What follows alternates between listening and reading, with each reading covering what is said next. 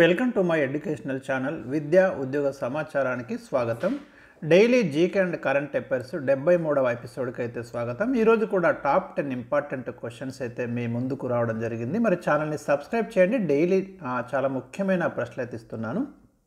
ఇవాళ మనకి first question వచ్చేసి, ప్రముఖ ఫుట్బాల్ క్రీడాకారుడు లియోనెల్ మెస్సీ ఏ దేశానికి చెందినవాడు? సో వెరీ ఇంపార్టెంట్ క్వశ్చన్ అండి. అర్జెంటీనాకు చెందినవాడు లియోనెల్ మెస్సీ అయితే. అదేవిధంగా ఇంకా కొంతమంది ఫుట్బాల్ క్రీడాకారుల పేర్లు అయితే ఇచ్చాను నేను. పీలే బ్రెజిల్కి చెందినవాడు, చాలా famous football player. Cristiano Ronaldo పోర్చుగల్కి చెందినవాడు, ఈయన కూడా ఫేమస్ ఫుట్బాల్ ప్లేయర్.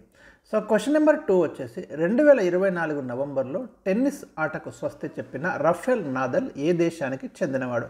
గతంలో ఇలాంటి ప్రశ్నలు అయితే మనకు ఉన్నాయి. ప్రసిద్ధి చెందిన క్రీడాకారులు ఏ దేశాలకు చెందినవారని. ముఖ్యంగా వార్తల్లోకి వస్తే కనుక డెఫినెట్గా మనకు ఇంపార్టెంట్ క్వశ్చన్ అవుతుంది. సో ఇక్కడ రైట్ ఆన్సర్ వచ్చేసి స్పెయిన్ అండి. స్పెయిన్కి చెందినవాడు రఫెల్ నాదల్. రీసెంట్గానైతే టెన్నిస్కి గుడ్ బై చెప్పడం జరిగింది. రఫెల్ నాదల్ తన కెరీర్లో మొత్తం 22 గ్రాండ్ స్లామ్ టైటిల్స్ అయితే గెలుచుకున్నాడు. ఇది కూడా గుర్తుంచుకోండి. క్వశ్చన్ నెంబర్ 3, స్వతంత్ర భారతదేశపు మొట్టమొదటి విద్యాశాఖ మంత్రి ఎవరు? ఇది మనకు అనేకసార్లు రిపీటెడ్ క్వశ్చన్ అండి స్టాక్ జీకేలో. దీనికి రైట్ ఆన్సర్ వచ్చేసి మనకి మౌలానా అబుల్ కలాం ఆజాద్. మరి స్వతంత్ర భారతదేశపు మొట్టమొదటి విద్యాశాఖ మంత్రిగా పనిచేశారు.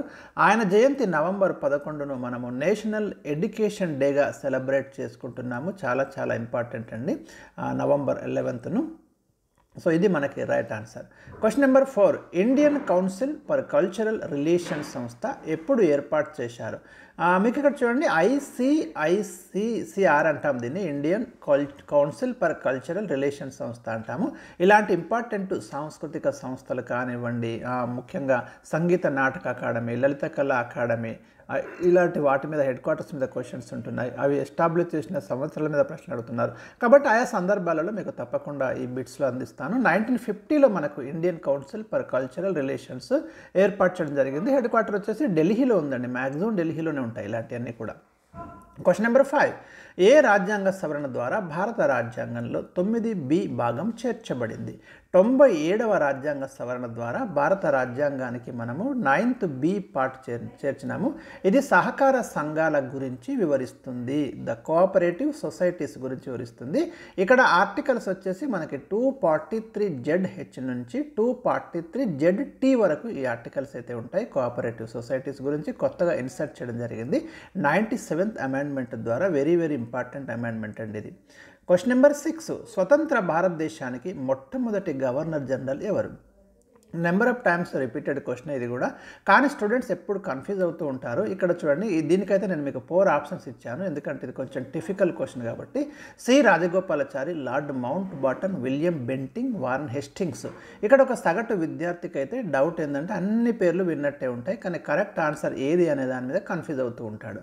సో స్వతంత్ర భారతదేశానికి అంటున్నాడు. ఇక్కడ చూడండి, స్వతంత్ర భారతదేశం అంటే ఆఫ్టర్ 1947 ఆగస్టు 15, దాని తర్వాత మొట్టమొదటి గవర్నర్ జనరల్ పనిచేసిన వ్యక్తి ఎవరంటే లార్డ్ మౌంట్ బాటన్ అండి.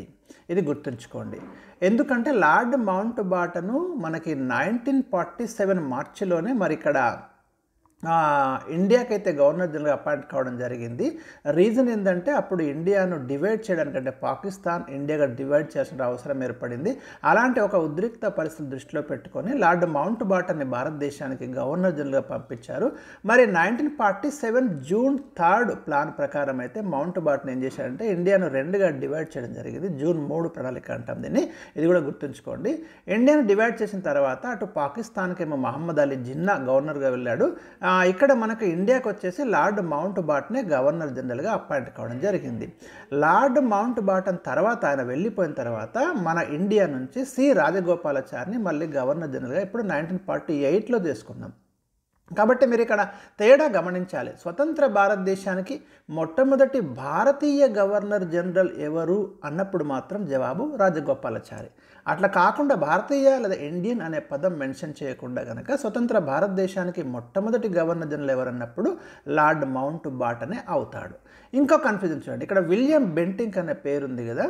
మనకి భారతదేశానికి మొట్టమొదటి గవర్నర్ జనరల్ ఎవరు, బ్రిటిష్ ఇండియాకి తొలి గవర్నర్ జనరల్ ఎవరు అనే ప్రశ్న అడిగితే మాత్రం విలియం బెంటింక్ను మీరు ఆప్షన్గా పెట్టాలి.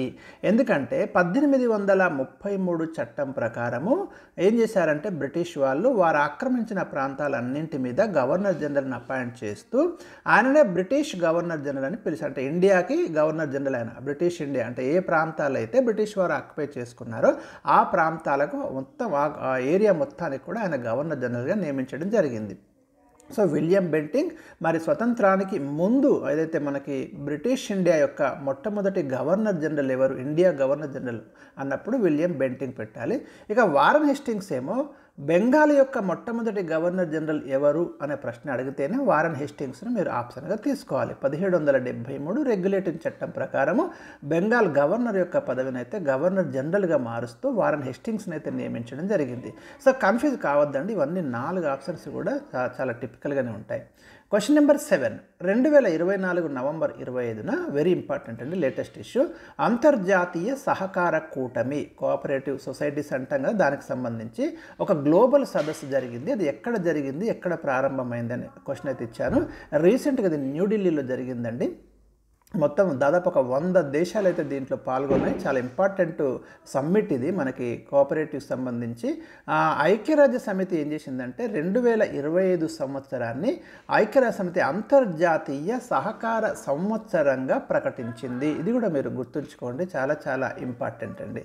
అండ్ నెక్స్ట్ క్వశ్చన్, కాఫ్ 30 సదస్సు 2025లో ఏ దేశంలో జరుగుతుంది? కాఫ్ అంటే మనకు కాన్ఫరెన్స్ ఆఫ్ పార్టీస్ అంటాం కదా, ఈ కాన్ఫరెన్స్ ఆఫ్ పార్టీస్ 30వ సదస్సు అంటే 29 ఏమో రీసెంట్గా మనకి ఎక్కడ జరిగిందంటే అజర్బైజాన్ రాజధాని బాకులో జరిగిందండి 29వ సదస్సు నవంబర్లోనే.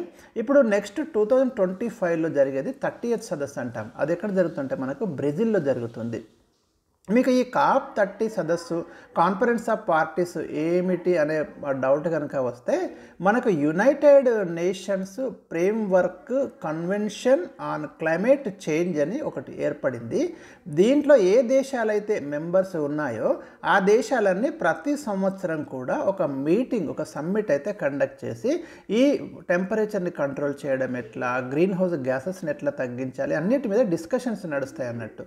కర్బన ఉద్గారాలు ఎట్లా కంట్రోల్ చేయాలని ఎవ్రీ ఇయర్ నడుస్తున్నాయి. వీటినే మనం కాప్ కాన్ఫరెన్సెస్ అంటున్నాం.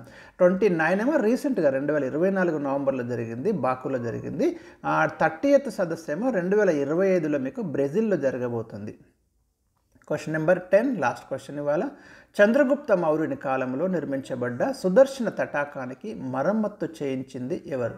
ఇది గుజరాత్లో నిర్మించబడిందండి సుదర్శన తటాకము. మరి రుద్రదమనుడైతే మనకు దీనికి మరమ్మత్తు చేయించినట్టు చారిత్రక ఆధారాల ద్వారా తెలుస్తుంది. ఇది చాలాసార్లు ప్రీవియస్ క్వశ్చన్ అండి. ఇది భారతదేశంలోని శకులలో గొప్పవాడు రుద్రదమనుడు. అంటే మనకి మౌర్యుల తర్వాత భారతదేశం మీద ఫారిన్ అటాక్ జరుగుతాయి కదా, ఇండో గ్రీకులు, శకులు, పార్థియన్లు, కుషానులు అని. అందులో శకులు కూడా మనకు చాలా ముఖ్యమైన వాళ్ళు. వాళ్ళల్లో గొప్పవాడు ఎవరు అంటే రుద్రదమనుడు. భారతదేశంలో మొట్టమొదటి సంస్కృత శాసనం గిన్నార్ శాసనంలో జునాగఢ్ శాసనాన్ని కూడా రుద్రదమనుడే వేయిస్తాడు. మరి సుదర్శన తటాకానికి మరమ్మత్తు చేయించింది కూడా రుద్రదమనుడు. సో ఇవి ఈరోజు నేను ఇచ్చినటువంటి టాప్ 10 ఇంపార్టెంట్ క్వశ్చన్స్. రేపు మరిన్ని టాప్ 10 క్వశ్చన్స్ అయితే మీకు ఇస్తాను. Thank you for watching. వీడియోని లైక్ చేయడం మర్చిపోకండి.